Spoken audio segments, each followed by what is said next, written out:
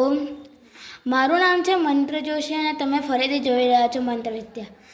આજના વિડીયોમાં આપણે જાણીશું કે બિંદુ સરોવર અને તમારું ફરીથી સ્વાગત છે.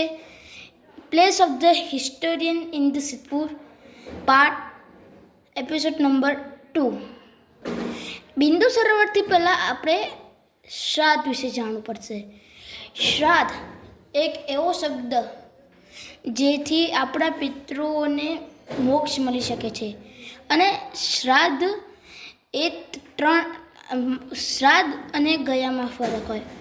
શ્રાદ્ધ એટલે જે આપણે માસિક અને વાર્ષિક કરીએ એને શ્રાદ્ધ કહેવાય. અને ગયા એટલે કે કોઈ બી 4 વર્ષ પછી આપણા માતા પિતા કે કોઈના દેવ થઈ ગયેલા 4 વર્ષ પછી એ વસ્તુ કરવામાં આવે.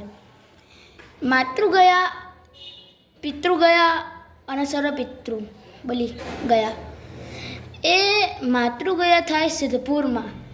આ સિદ્ધપુરમાં બિંદુ સરોવર નામક સ્થળ,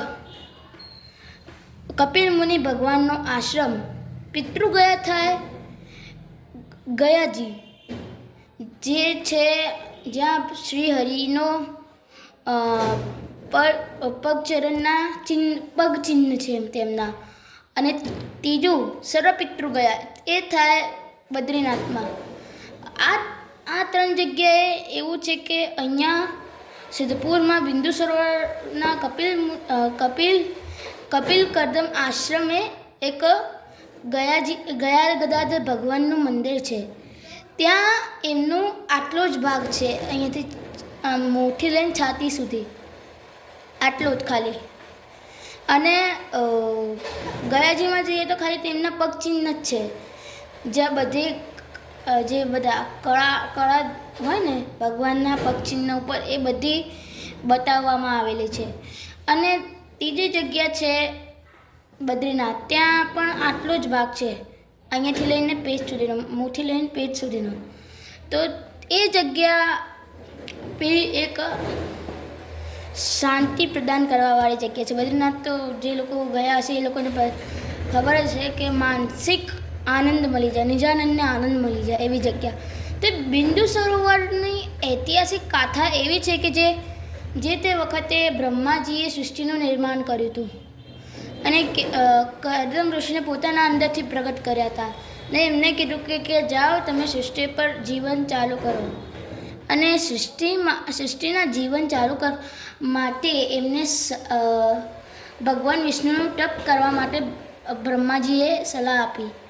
એટલે તે સરસ્વતીના કિનારે પોતાની એક ઝૂંપડી બનાવીને 10,000 વર્ષ સુધી ધ્યાનમાં બેસી ગયા, જ્યારે સત્યુગનું સ્ટાર્ટિંગ જ થયું હતું. અને 10,000 વર્ષ સુધી ત્યાં એકાંતમાં ધ્યાનમાં બેસી ગયા. શ્રી હરિ આયા, પ્રગટ થયું એમનો. અને ગરુડ ઉપરથી જ ભગવાન આકાશમાંથી આવી રહ્યા અને એમને પૂછ્યું કે ભાઈ ચલો 10,000 વર્ષ તમે તપ કર્યું તો તમને શું જોઈએ છે. તે કરદમ ઋષિએ કહ્યું કે મારે એક સરસ સારી ગાય જેવી અને મારાથી તમને વધારે વાલી લાગે એવી પત્ની જોઈએ. તો પહેલાં તો ભગવાન ચકિત થઈ ગયા. એમને લાગ્યું કે એક પત્ની માટે આટલું બધું તપ તો અત્યાર સુધી એકેય પુરુષે નથી કરેલો. તે ભગવાને કહ્યું કે એ ભગવાનના આંખમાંથી આંસુ આવી ગયા. એ જ આંસુથી પછી બન્યા બિંદુ સરોવર. અને ભગવાને બીજું એ વરદાન આપ્યું કે દેખ, તે આટલા બધા વર્ષ ખાલી પત્ની માટે જ કરે તો હું તને બીજો વરદાન પણ આપું કે તમારા બંનેના પુત્ર રૂપે હું જન્મીશ. તેથી અને બધી કરદમ ઋષિની પહેલાં તો 9 છોકરીઓના જન્મ થયા. એમાંથી એક આવે અનસુયા દેવી. અને અનસુયા દેવીએ જન્મ આપ્યો ત્રિદેવ સ્વરૂપ દત્તાત્રેય, જેમનું વર્ણન એવું છે કે માલા કમંડલુ લચરીકર નીચલામાં ડમરો ત્રિશૂલ વસલાકરમાં અજય ઊંચા દ્રેષ્ટ કમલે શુભશંખ ચક્ર એવા નમુ વિધિ હરિશ સ્વરૂપ દત્ત. તે 3 દેવોનું મોસાળ તરીકે આ જગ્યા ગણાવવામાં આવે છે. એટલે આ સ્થળને દેવોનું મોસાળ પણ કહેવામાં આવે છે. એટલે કરદમ ઋષિના ઘરે ભગવાને કપિલ મુનિ ભગવાન જન્મ લઈ લીધો અને પછી તેમને માતૃગયા તીર્થ તેમની માતાને મોક્ષ જોતો હતો. કપિલ મુનિ ભગવાનની માતાને તો તેમની માતાને મોક્ષ અપાવવા તેમને પહેલાં કપિલ ગીતા એમને સંભળાવી અને પછી જ્યારે તેમનો મોક્ષ થયો ત્યારે એમના પાછળ માતૃગયા કરી અને ભગવાન શ્રી પરશુરામ મેં એમની માતાના પણ મુક્તિ માટે એમને આ સ્થળને પસંદ કરી લીધું.